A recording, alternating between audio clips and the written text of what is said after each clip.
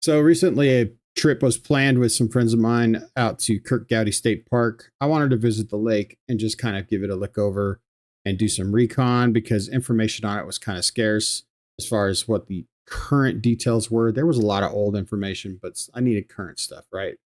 So it's basically 32 miles east of Laramie and about 24 miles west of Cheyenne. Fort Collins to the south, about 40 miles. So you have these three populated areas that all converge on these two lakes. You can see all the areas with the markers. Those are the spots that I went to do certain things, to hike, to fish, whatever. We'll talk about those as we go through this video. The campgrounds are all reservation only. The only spots that are first come, first serve on either lake are right here. This is Hilka Point Campground and Federal Bay Campground. These are the only two campgrounds that you can camp at. Hilka Bay has, I think, 7, and then Federal Bay has like 4. And you can see that little green marker. That's where I camped for the first night. It's $16 a night, not the $8, which is advertised on their website. So it was actually quite expensive, all things considered. Make sure you go on a time that's not around a holiday. That's probably why the prices were up. They say they use the money for the campsites and, development of the areas and stuff like that. You can see there's no trees right there. It's completely exposed to the elements. Wind was a factor this whole entire trip. As a matter of fact, it almost made me tap out. So keep that in mind when you're going there. If you need to reserve something, make sure you do it months in advance. Don't wait until the month that you're going to go. So I made my way down to this parking area. This is an area that I was told to go check out. There were some locations over here I needed to fish. I walked up the trail over to what I call Ant Hill, which was infested with red ants. And so I left that spot and made my way south. And you're going to see the rest of this video here when I start going into that. So enjoy. So small trail branches off from main trail, comes up this little channel. This is Crystal Lake right here.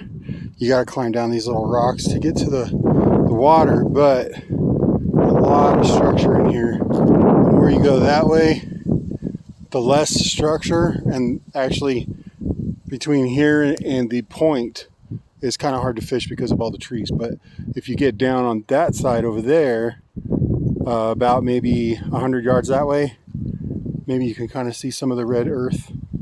It's full of ants. The ants have conquered that hill and are not letting it go. Red ants. So I'm gonna pop a squat right here.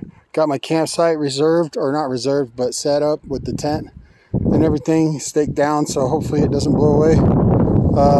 And I'm gonna get some fishing in on day one. Warm out, it's like 85 degrees or so, and it's like about 5:30ish.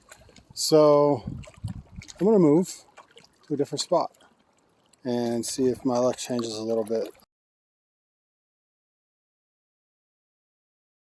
You get some images, some video and some images of what it looks like at the very least. I'm gonna keep going this way. I'm about a mile away from my car, so not too bad. I don't know if this trail loops back around to where the parking lot is, but we're gonna find out, I guess.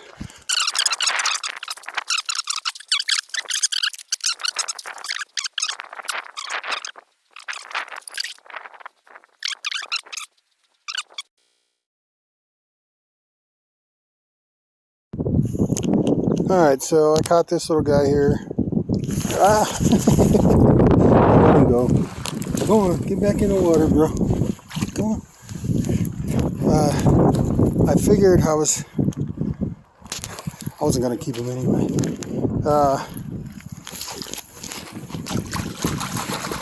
I figured, now my foot's wet. I figured a lot of these fish in this park are juvenile.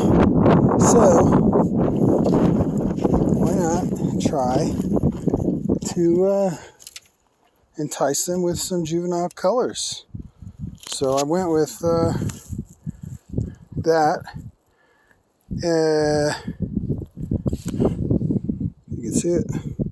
It's a little spinner. Anyway, I got a bunch of bites on that.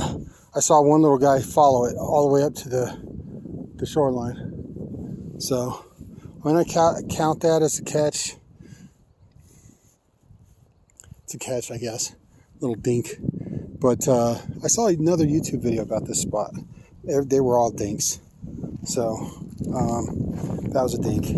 But anyway, some success with the fluorescence. Interesting.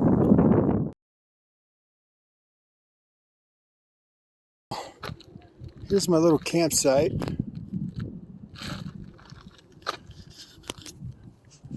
In my beat up ass car. Yeah. My little tent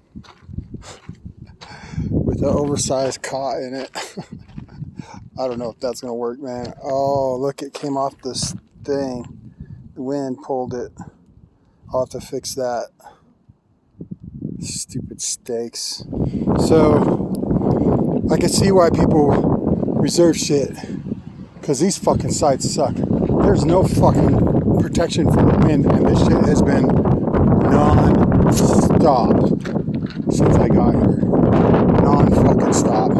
And, you know, I thought this little fucking dinky tank tent, let me go ahead and give them some bad advertisement.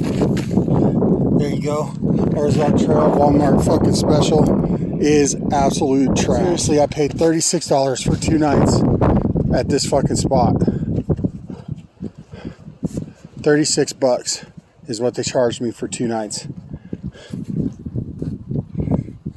I don't know if the fishing's worth it, honestly. I really don't. It's fucking Wind City. It's fucking Chicago. I'm fucking surprised I don't hear gunshots over there. Fuck. Well, I am fixing to call it, man. The wind keeps changing direction. I moved my car again. Now it's on the side to block the wind. I can't keep it. I can't. That tent is just garbage. I think if I had better camping supplies, probably.